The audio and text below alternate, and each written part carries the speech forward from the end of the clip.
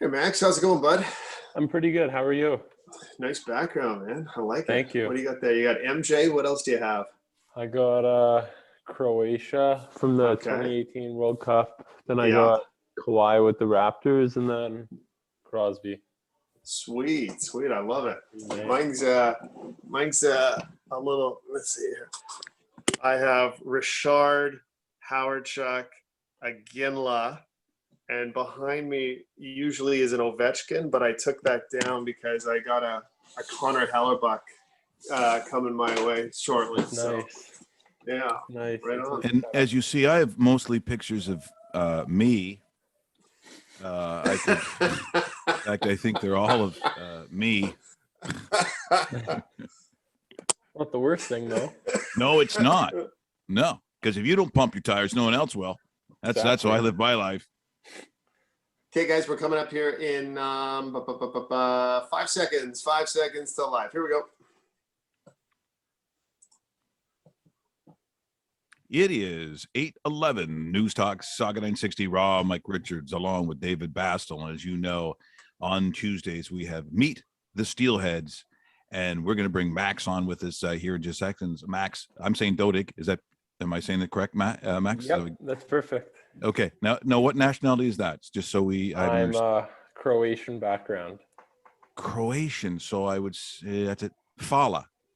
Yeah, exactly. See, that's and my sister-in-law is Croatian, Impressive. so there's a little heat. And just so you know, there's a massive faction that listens to this show that call themselves the Croatian Mafia, and they're very aggressive with us, but aggressively in a good way, like in a great way, because and they're all around Georgetown, and then like Halton area. Yeah, huge, like huge.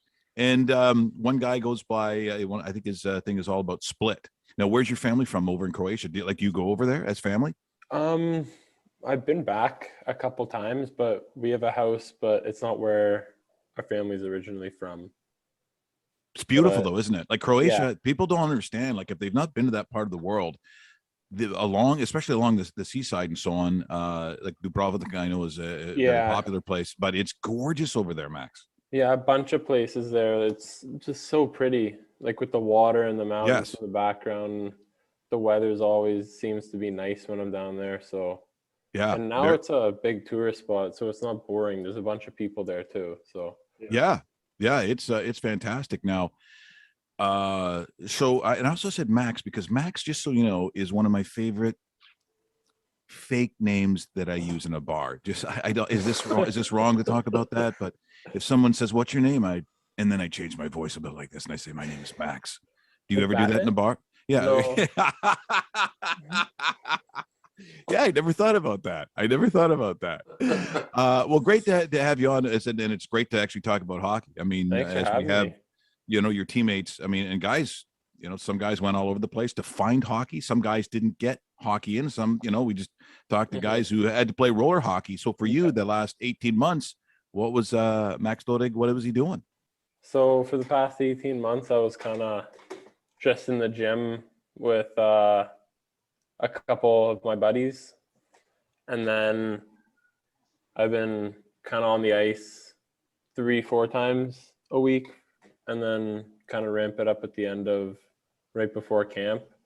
But I've been skating with JR, Crackers, I've been skating with my gym, free ice the buddies have rented. So kind of it was trying to stay active. And then I also took some school courses to kind of fill in the empty time. So that's kind of what I did for the past 18 months. So that was at the U of T, correct? The courses? Correct, yeah. What sort of things are you interested in? Is this a touch and feel, or are you kind of aiming for a goal and you're trying to nail down the courses one by one? Is there an end goal there, Max? I think for what I'm majoring in it's management. So last year my prerequisites I'm kind of just getting out of the way so I could get my credits that I have to get done. So last year I took my economics. This year I'm taking my management. I'm taking marketing this year. And then I also took environmental science last year. Gotcha. So As we've talked to a lot of the guys who have had, the sporadic hockey, and as I said, in a sport like this, one of the reasons you play is to get to hit someone. It's the wiring, right? Like you want to get out there and do that. So because of COVID and because of the lack of time doing that, and then when you get together with your teammates, you're used to this social distancing.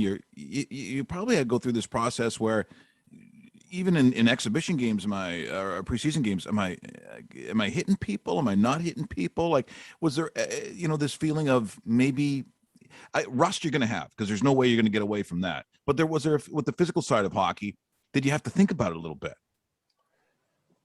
Honestly, yeah, I did. It was kind of surprising, but being off for 18 months and not playing hockey, you kind of forget what to do. You have to get back in the rhythm of it, and you forget that, if you're just running skates and you're being told lay off the physical, like don't smoke anyone, and then when you're back in the game, you kind of have to train yourself, like if someone's skating, head down, or just if you could catch them, just smoke them or hit them. Yeah. So, I like the fact that you said smoke them, because I'm a big fan of that term. Yeah, very big fan of that term. Probably so's your coach, just so you know. Probably deep down, he probably likes it too. Hey, Max, you played on the O2 rep team with Charlie, who now is a teammate with you on the Steelheads. Who else was part of that team, and who else did you know actually when you joined the Steelheads organization, or was this kind of a fresh batch of players? I'm guessing you may have played against a lot of them, but maybe take us through that journey to become a Mississauga Steelhead. With the O2 reps, I played with Charlie. There's a couple. Some guy named Owen Power. Owen Power, yeah. I think some people might know him now. Terrible player. Name. Terrible. Yeah, the name's getting around. There's a couple guys on Niagara that I played with. Another guy on Windsor. A guy at Merrimack. We have a couple guys that are still playing at the next level, so we had a pretty good team. And very good team. Going on to the Steelheads, I didn't really know anyone. I played against Porto growing up, played against Hardy growing up, and then played with Charlie. That's about it. Didn't know anyone else. Oh, wow.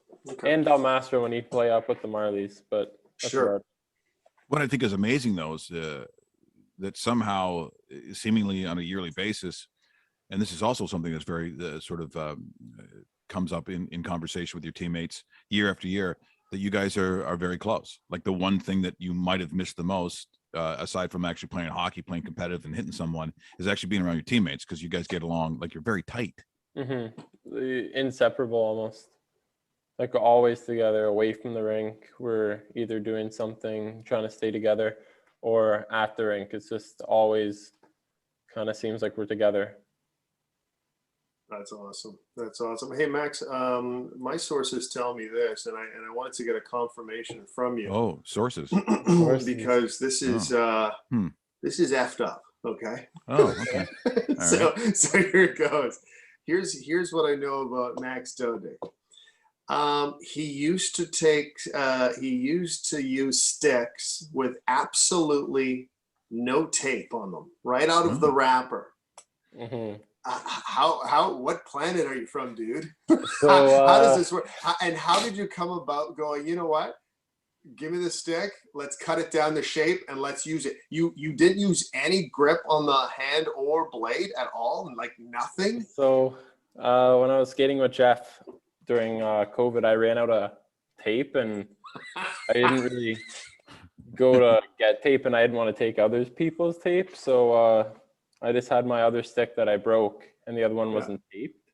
So I just went back to the room, took that out, just kind of took it out of the wrapper, took the stickers off, no tape on the blade, no tape on the knob, like literally just out of the wrapper, and then kind of used that for the next year, I want to say. So, wow. So this wasn't like a one-time thing. No, it went on for a while because I got used to it and I kind of liked it. But then kind of had to go back to normal before camp. I was gonna say you've reintroduced tape into your lifestyle. Yeah, exactly. So, Yeah, but that's how people now that they do it because they saw it, they're going, oh, you're going all Dodig. I know. That's how that happens, right? Yeah, All of a I'm sudden it becomes branded a now. trend. Yeah, that's exactly right. You gotta copyright that. I know, some royalties on that. Yeah, seriously. and some scum guy from the Peach is gonna try it. You watch. It's gonna be the Peach. Someone from the Peach is gonna do it because that's always a circus matchup. Now, look, the season that's in front of you. So, what do you guys talk about? I mean, you know, when you're playing year after year, there's a conversation amongst teammates. You got a certain feel for it. Blah blah. Now, this is a little bit different. Now, does that mean the conversation is different on what you think the Steelheads, or is there because a lot of even the coaches kind of aren't sure like where other teams stand, what they've got, where they're going to go.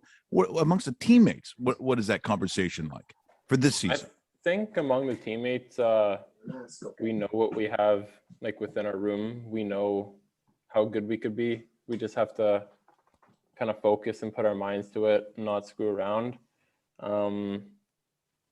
But looking at ourselves compared to the rest of the league, no one kind of knows how teams are going to be, which teams are going to be good. If you look at the lineup, there's people that you haven't seen that you don't know, only some of the younger prospects might know. So it's going to be interesting to see all the new guys in the league and how they're going to do and how we're going to do as a team this year. I'm pretty excited. Very excited. As far as the season starting itself, so everything kicks off in a couple weeks' time. What's your schedule between now and opening night? Is this like consistently? Are you at the rink every single day? Do you take some days off considering you know how busy it will be eventually, or how does it work for you personally?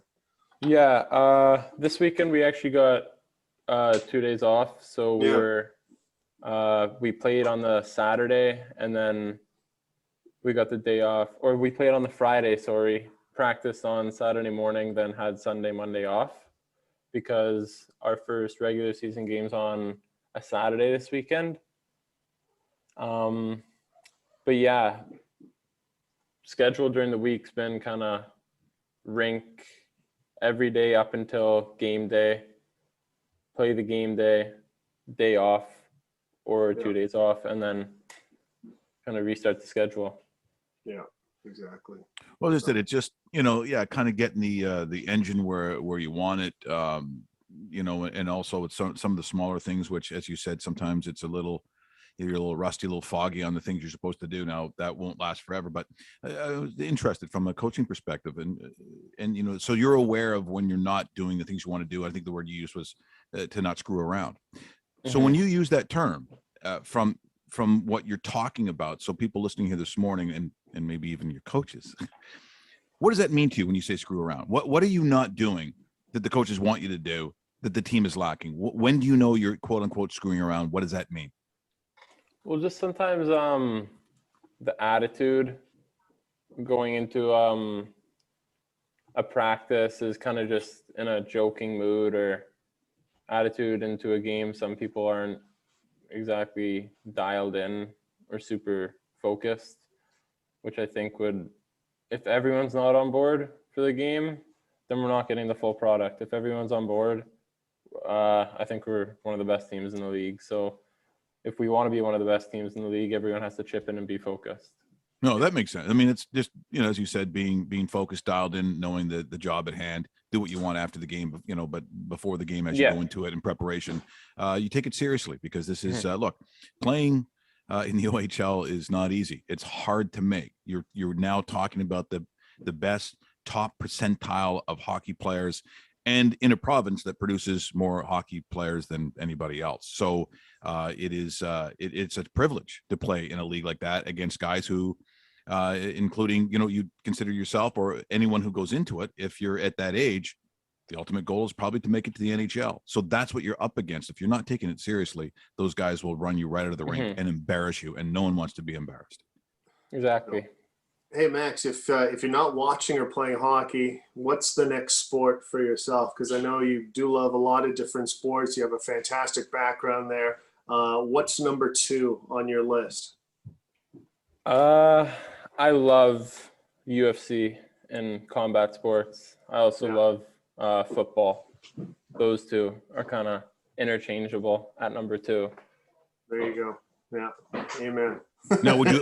would you ever so let's say you have to take hockey out of the picture, which is very difficult because you've been playing it since you were very young, but if you could then choose those other sports, so let's talk about UFC. So who do you like? I mean, what is I have a couple guys.